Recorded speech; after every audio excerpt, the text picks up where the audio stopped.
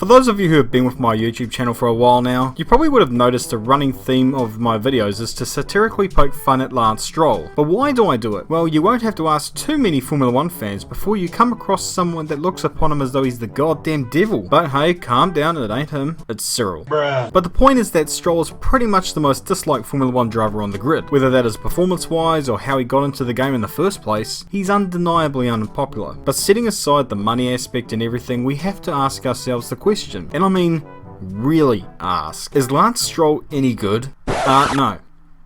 Okay, now that I've appeased all the knuckle draggers that don't want to listen to this, let's really talk about this, shall we? The best way we can decipher this is by delving into his history. So Lance Stroll was born in Montreal, Canada, son of billionaire Lance Stroll. And you see, this guy comes in real handy. Not just for his wealth, but his love of cars and racing. He has an array of different cars, from the LaFerrari to the 250 freaking GTO. That's how you know this guy is loaded as fuck. And as well as this, he's owned a Ferrari dealership and also owns the circuit Mont Tremblant, which hosted the Canadian Grand Prix in 1968 and 1970. Yeah, not that interesting, but I mean, hey, this guy owned a 250 GTO and a Formula 1 track. Kinda tells you a lot, right? Now, back onto the offspring here. Lance Stroll began karting at the age of 8, where he would win the Canadian Karting Championship in 2008 and 2010, collecting race wins along the way and achieving Driver of the Year in 2009, and would also win the Florida Winter Tour. Now, I know that his daddy's wallet certainly would have helped, but the money isn't going to steer the kart for him, right? And he was being touted as a great driver by the likes of Hugo Marcel of Scuderia Karting, and obviously Ferrari thought this too. In July 2010, Stroll will be signed onto the Ferrari Driver Academy, with Luca Baldesseri saying, "He is very young, but he has already shown in karting that he is exceptionally talented. We will follow him step by step in the forthcoming events in North America, and he will soon take part in our courses at Maranello." Come 2011, Stroll would begin karting in the European Karting Championships, and this really didn't go so well. He was around about mid-tier, which honestly isn't bad at an international level, but it doesn't make you look too flash with your Ferrari backing on, eh? After a couple more years where he didn't improve too much, Stroll would make his car racing debut in the Italian Formula 4 Championship in 2014. Now, I know he competed in the Florida Winter Series, but that was sort of a nothing championship as nothing was counted in terms of points. But hey, whilst we're here, we might as well discuss it. He wouldn't beat his Ferrari Academy teammates and was generally struggling at the back of the grid, whilst the likes of Latifi and Fishface were up the front, winning. But anyway, back to Europe, he would win the Italian Formula 4 Championship before heading to New Zealand in 2015 to compete in the Toyota Racing Series. He did quite well in that series and would win that championship. And he'll see the checkered flag, and that's going to be a wonderful moment in this young man's career. Lance Stroll crosses the line and wins the New Zealand Grand Prix, which now made it 2 from 2 in terms of winning overall championships, so not a bad start. And then later on that season, he would compete in the European Formula 3 Championship. This is where he would reunite with drivers such as Charles Leclerc and George Russell. Now, he did finish 5th in the standings and ahead of George Russell too, and won his first race at Hockenheim toward the end of the season. He did finish behind both his teammates. Granted, he was the only rookie out of the bunch, but it does fuel the fire, doesn't it? The following year, a dominant performance at the end of the year, as well as help from Premier slave Nick Cassidy, who may I say should be in the Formula 1 game by now, Stroll would win the European Formula 3 title. So now, I have to say at this point, yes, he did have a lot of financial backing, but it was now 3 open wheel titles in 3 years. You can't say that's bad. Yeah, he had his moments along the way, but hey, he did end up winning the title. So he's laughing all the way to the bank at the end of the day, literally. And so by this point, the next logical step in the junior Formula ladder would either be GP3 or Formula 2. But instead, on the 3rd of November 2016, Williams Racing announced that Stroll would be driving the second car for the 2017 season. The reaction to this was what you would expect.